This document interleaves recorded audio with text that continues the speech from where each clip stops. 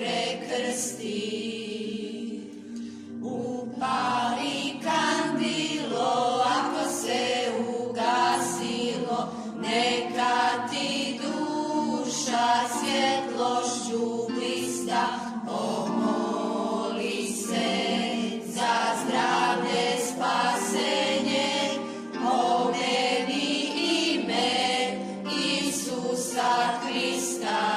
Stani ispred ikone, sačuvaj dušu čistu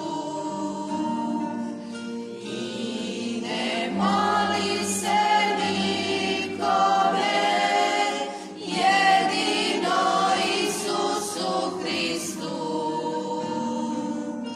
I upali svakoga dana crnog tamjana.